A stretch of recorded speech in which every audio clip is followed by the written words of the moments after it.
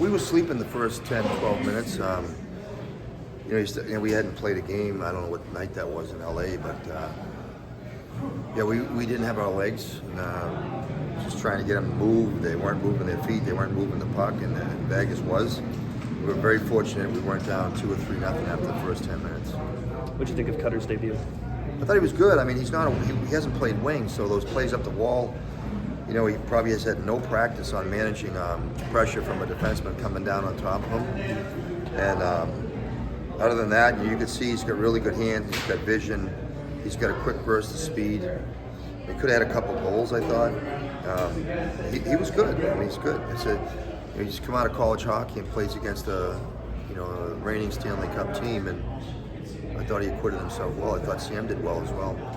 Sylvie's last game tonight, just what has he meant to this group, especially this year, but over the last 11 years at Anaheim? Oh, he's just a class act. I mean, I can't say enough about him, just for me being a rookie head coach in the NHL and trying to put together a leadership group. And it's good timing. We had so many Swedish players, and he's kind of the grandfather to all of them.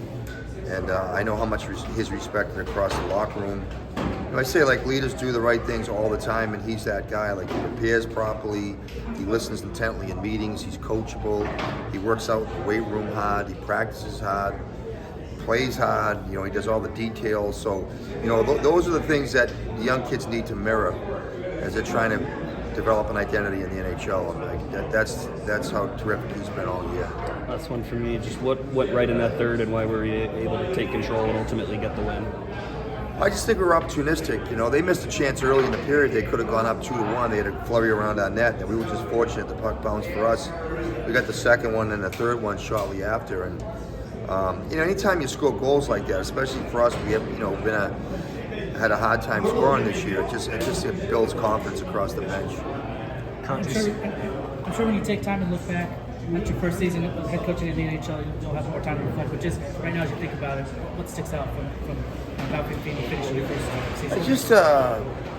It's been an odd year in terms of injuries. Management's got a different view of the world than I do.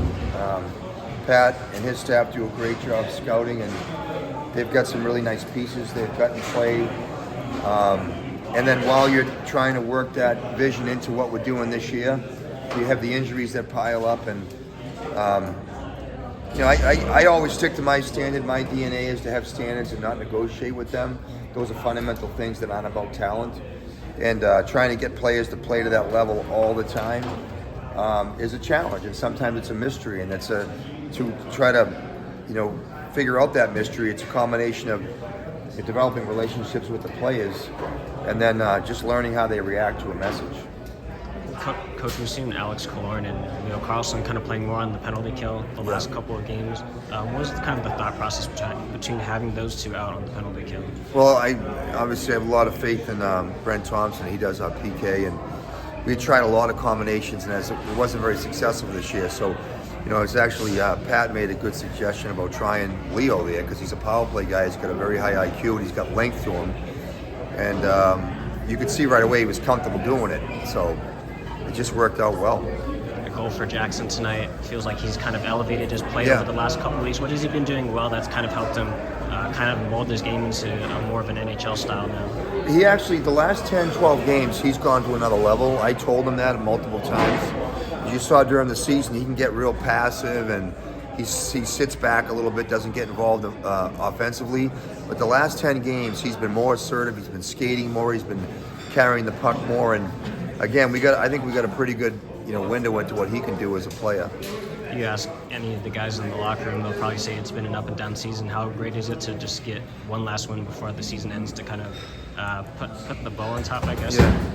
Well, I thought we played really well. I mean, we lost the LA game. It could have gone either way. The game that we played at home against Calgary, I thought we played a tremendous game after that first period. We came back and we couldn't tie it. But I think if I looked at the last 10 games, I don't know what our record is, but I feel pretty confident we could have won any of those 10 games. I don't want to live in a coulda, woulda, shoulda world, but there's enough evidence there that we did enough good things that gives me some confidence that we can expect that next year. And then just lastly, the Western another terrific performance. Just what has impressed you the most about the way he's played this season? Did you ask about Dostal? Yeah, about Dostal. Oh, he's just a professional. He's prepared. He's invested in his position. David Rook does a really good job with him. He's a young kid, and he probably played more games than he thought he was going to play. But he just did terrific. He's he's a consummate pro. He works out hard. He practices hard. He's so competitive. Really happy for him. Thanks, Okay. Coach.